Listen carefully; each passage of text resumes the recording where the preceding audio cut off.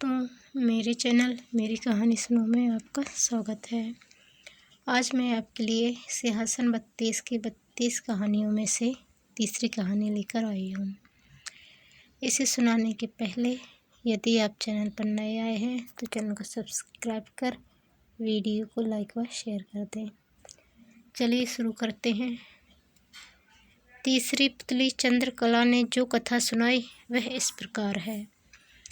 एक बार पुरुषार्थ और भाग्य में इस बात पर ठन गई कि कौन बड़ा है। पुरुषार्थ कहता कि बगैर मेहनत के कुछ भी संभव नहीं है, जबकि भाग्य का मानना था कि जिसको जो भी मिलता है भाग्य से मिलता है, परिश्रम की कोई भूमिका नहीं होती है। उनके विवाद ने ऐसा उग्र रूप ग्रहण कर लिया कि दोनों को देवराज इंद्र के पास जाना पड़ा। झगड़ा बहुत ही पेचीदा था, इसलिए इंद्र भी चकरा गए। पुरुषार्थ को भी नहीं मानते, जिन्हें भाग्य से ही सब कुछ प्राप्त हो चुका था। दूसरी तरफ अगर भाग्य को बड़ा बताते तो पुरुषार्थ उनका उदाहरण प्रस्तुत करता, जिन्होंने मेहनत से सब कुछ अर्जित किया था। असमंजस में पड़ गए और किसी निष्कर्ष पर नहीं पहुँचे। काफ़ी सोचने के बाद उन्हें विक्रमादित्य की याद आई। उन्हें लगा सारे विश्व में इस झगड़े का समाधान सिर्फ वही कर सकते हैं। उन्होंने पुरुषार्थ और भाग्य को विक्रमादित्य के पास जाने के लिए कहा। पुरुषार्थ और भाग्य मानव वेश में विक्रम के पास चल पड़े। विक्रम के पास आकर उन्होंने अपने झगड़े की बात रखी। विक्रमादित्य को भी तुरंत कोई समाधान नहीं सूझा। उन्होंने दोनों से 6 महीने की मोहलत मांगी और उनसे 6 महीने के बाद आने को कहा। जब वे चले गए तो विक्रमादित्य ने काफ़ी सोचा, किसी निष्कर्ष पर नहीं पहुंच सके तो उन्होंने सामान्य जनता के बीच भेष बदलकर घूमना शुरू किया। काफ़ी घूमने के बाद भी जब कोई संतोषजनक हल नहीं खोज पाए तो दूसरे राज्यों में भी घूमने का निर्णय लिया।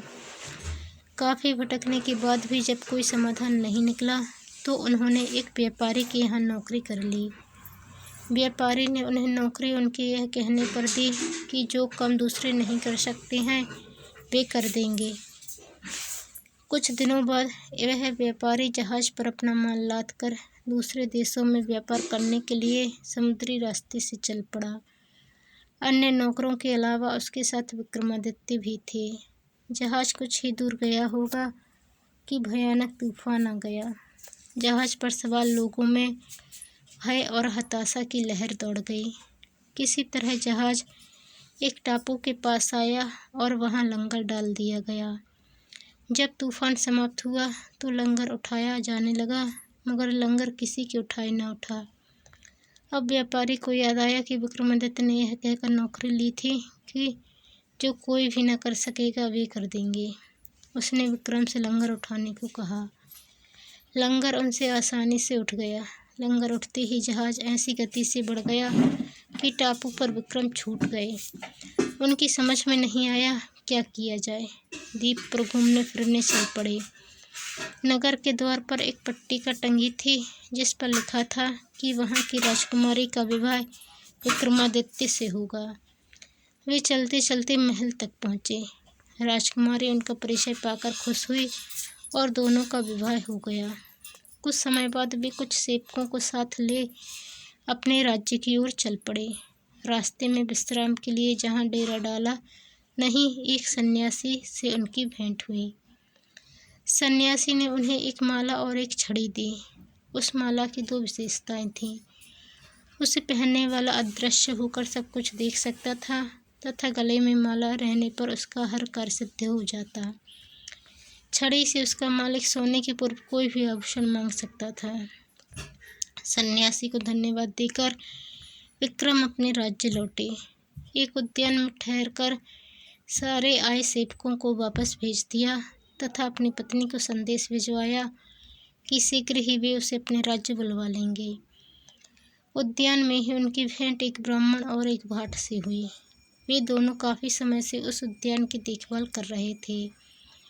उन्हें आशा थी कि राजा कभी उनकी सुध लेंगे तथा उनकी विपन्नता को दूर करेंगे। विक्रम पसीज गए। उन्होंने सन्यासी वाली माला भाट को तथा छड़ी ब्राह्मण को दे दी। ऐसी अमूल्य चीज़ें पाकर दोनों धन्य हुए और विक्रम का गुणगान करते हुए चले गए। विक्रम राज दरबार में पहुंचकर अपने कार्य में संलग्न हो गए। 6 मास की अवधि पूरी हुई तो पुरुषार्थ तथा भाग्य अपने फैसले के लिए उनके पास आए। विक्रम ने उन्हें बताया कि वे एक दूसरे की पूरक हैं। उन्हें छड़ी और माला का उदाहरण याद आया। जो छड़ी और माला उन्हें भाग्य से सन्यासी से प्राप्त हुई थी, उन्हें ब्राह्मण और भट्ट ने पुरुषार्थ से प्राप्त किया है। पुरुषार्थ और भाग्य पूरी तरह संतुष्ट होकर वहां से चले गए। Please like, share and subscribe my channel. मेरी कहानी सुनो।